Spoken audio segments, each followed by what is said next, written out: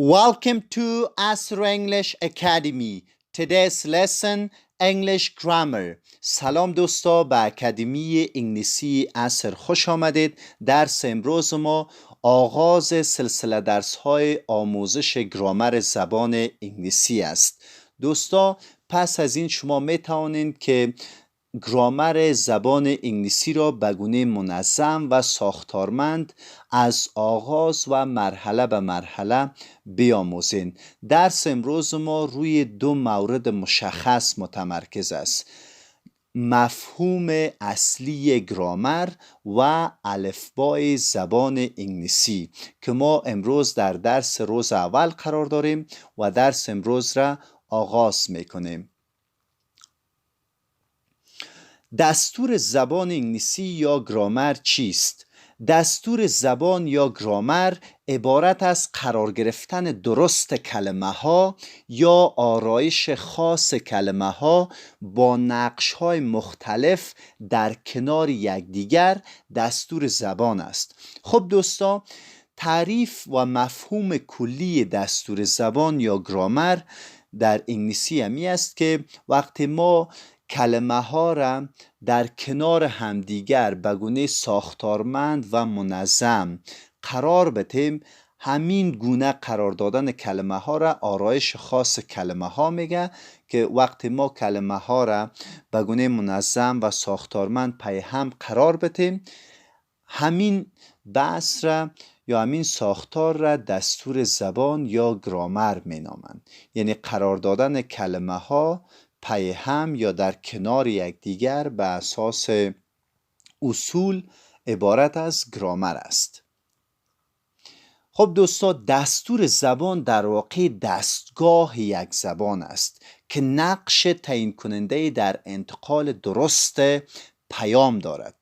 خب دوستا، دستور زبان انگلیسی به عنوان یک دستگاه مطرح است. مثلا شما اگر یک ماشین یا موتور را مد نظر بگیرین، همه بخش های یک ماشین را دستگاه مدیریت میکند. حالا همه بخش های زبان انگلیسی را هم دستور زبان انگلیسی یا گرامر مدیریت میکنه. به همین خاطر است که دستور زبان به عنوان یک دستگاه به خاطر انتقال درست پیام در زبان مطرح است. یعنی خود دستور زبان انگلیسی یا گرامر یک دستگاهی است که مدیریت میکند زبان را.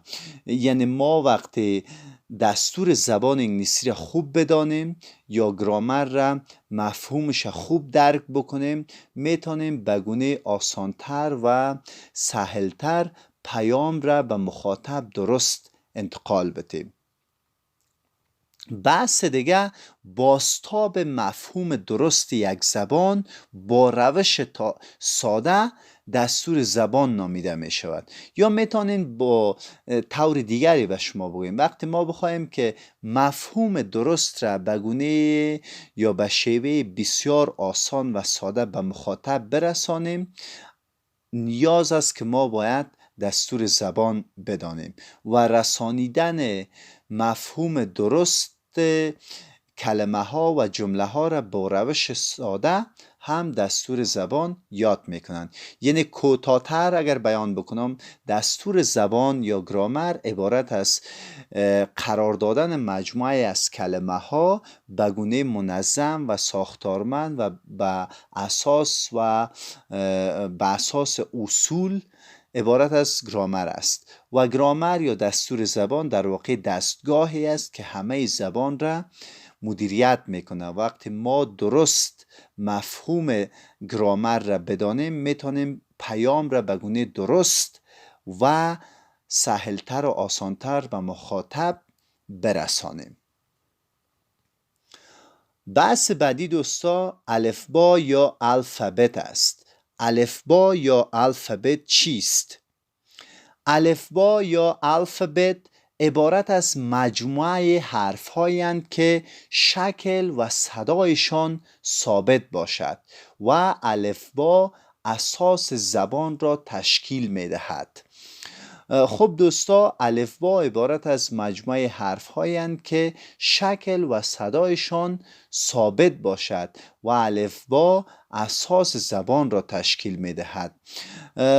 به این معنا که وقتی میگیم مجموعه حرف هایند، در زبان انگلیسی 26 حرف نوشتاری موجود است و صدای این حرف ها و شکل نوشتار این حرف ها ثابت است و قابل تغییر نیست و الفبا اساس زبان را تشکیل می دهد. دوستا، شما اگر یک تعمیر را مد نظر بگیرین یا یک خانه را مد نظر بگیرین، تهداب یا اساسش را همون منزل نخستش شکل میده.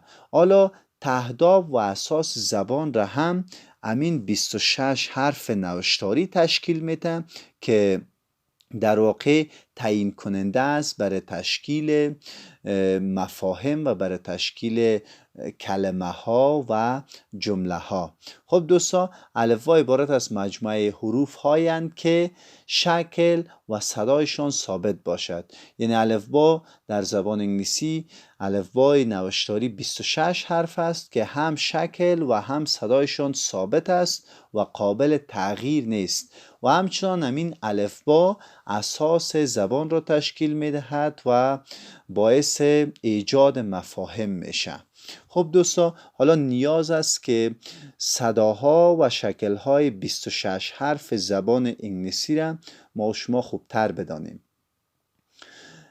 A نخستین حرف نوشتاری در زبان انگلیسی A است. شما شکل نوشتاری بزرگش هم میبینید و شکل نوشتار کوچکش را هم اینجا میبینید و در پایین هر حرف نوشتاری صدایشان است که به اساس همین صداها در انگلیسی تلفظ میشه و ادا میشه. A B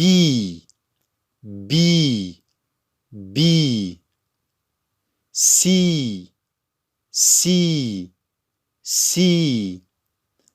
D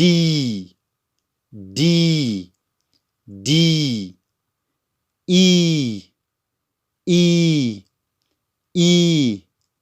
F G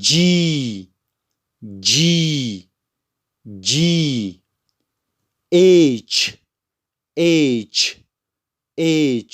دوستا، به تلفظ این حرف دقت داشته باشین که ایره بسیاری زبان آموزا یا دانش آموزا H تلفظ میکنه که H اشتباه است.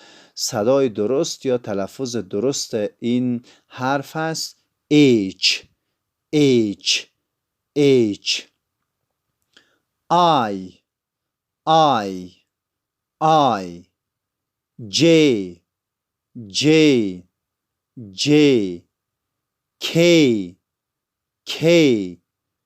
K. یک تعداد زیاد این حرف را هم که تلفظ میکنه که تلفظ درست این حرف K است. L M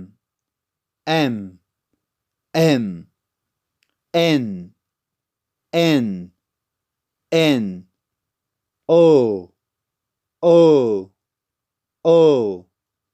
P Q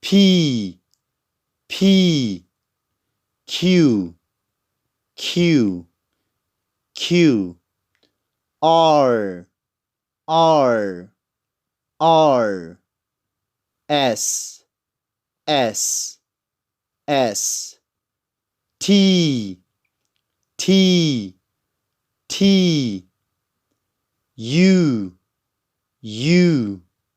U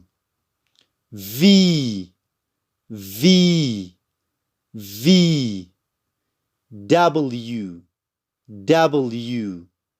W X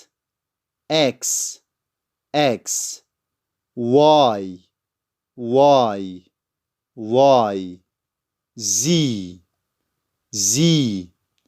Z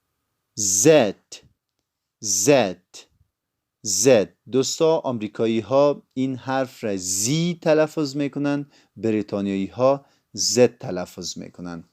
خب دوستا، یکی از واقعیت های کلانی که در زبان انگلیسی وجود داره اویی است که در زبان انگلیسی ما همه آنچه می نویسیم به اساس همین 26 حرف زبان انگلیسی است یا به اساس همین 26 حرف نوشتاری است و همه آنچه که ما تلفظ میکنیم از حرف ها گرفته الا کلمات و در نهایت جمله ها به اساس صداها است. شما دوستا دقت بکنین از حرف A الا حرف Z یا Z به یک گونه نوشته میشه ولی طور دیگری تلفظ میشه که تلفظ اینا به نهایت مهم و حیاتی است فهمش، که شما اینا را بیشتر و بیشتر بشنوین، در کتابچه هایتان بنویسین و در واقع تمرین بکنین تا باشد که اینا را خوبتر بدانین. من یک بار دیگر از حرف A الا حرف Z تلفظ میکنم و میریم به ادامه درس.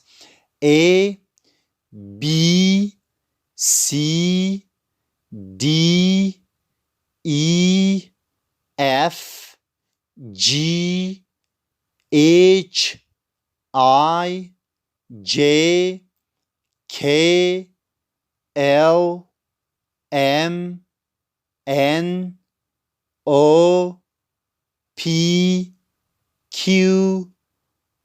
R S T U V W. این حرف W تلفظ میشه. تنها دوستای حرف وقتی W تلفظ میشه که یک مورد استثنایی داره که در آدرس ها یا آدرس های الکترونیکی وقتی گفته میشه به همی ساختار W تلفظ میشه. مثلا میگی www.google.com. دیگه در همه حرف های یا در همه کلمه های انگلیسی W تلفظ میشه. W X Y Z Z Z Z Z. دوستا الفبا از لحاظ صدا به دو دسته تقسیم شده است: حروف صدادار یا حروف با صدا، یا در انگلیسی اینا را میگن vowel letters. vowel letters. دوم حروف بی صدا یا consonant letters. consonant letters.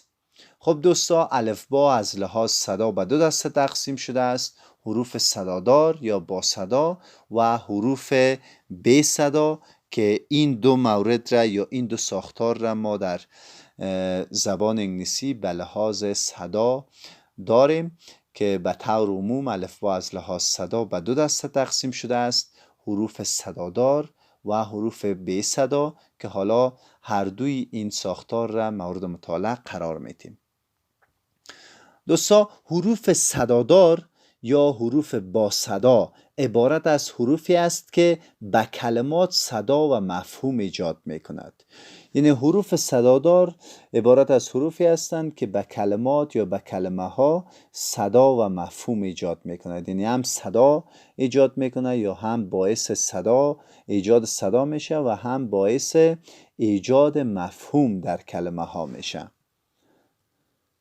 ما در زبان انگلیسی 5 حرف صدادار داریم: A A E E I I O O U U. این 5 حرف صدادار در زبان انگلیسی است که باعث ایجاد صدا و مفهوم میشه.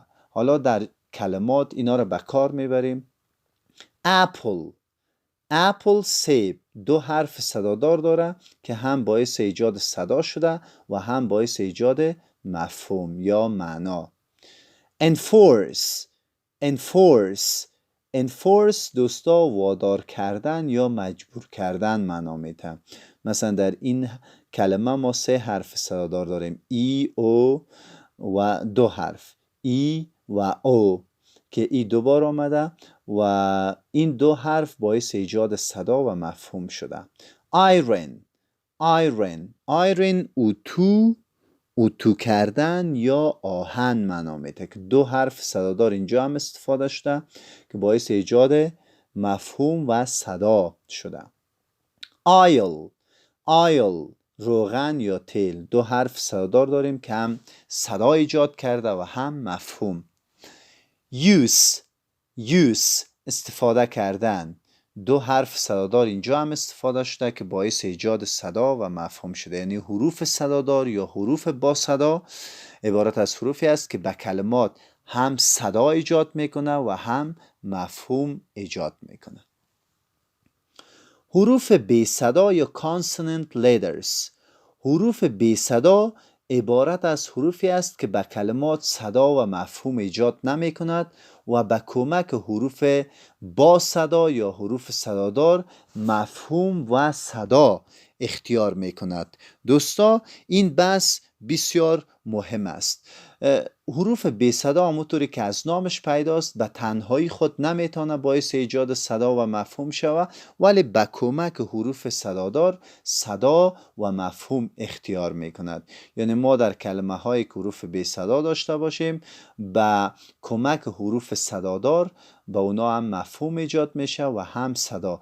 یعنی اگر ما چندین حرف بی صدا را پی هم قرار بدیم نه معنا داره و نه در واقع صدا داره. مثلا حروف بی صدا در زبان انگلیسی 21 حرف است که از حرف B الا حرف Z است. ما در زبان انگلیسی 21 حرف بی صدا داریم و 5 حرف با صدا یا صدادار داریم که در مجموع 26 حرف نوشتاری زبان انگلیسی را تشکیل میدهد.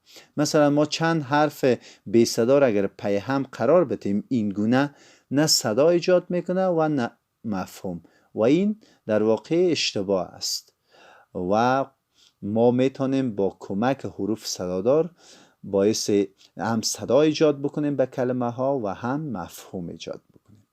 خب دوستا این بود درس امروز ما که شما میتونین اینا را چندین بار بشنوین، در کتابچه هایتان بنویسین و تمرین بکنین و امروز ما درس روز نخست را به اتمام رسانیدیم و شما پس از این همونطوری که در آغاز این نوار تصویری هم گفتم شما میتونین که این سلسله درس ها را هفته یک بار از کانال ما به گونه منظم و سلسله مراتب دنبال بکنین و بیاموزین. شما میتونید که ما را در شبکه‌های اجتماعی اینستاگرام، فیسبوک و یوتیوب با نام عصر انگلیش در واقع دنبال بکنین. You can also like, subscribe and share my channel with your friends. Have a good time. Goodbye.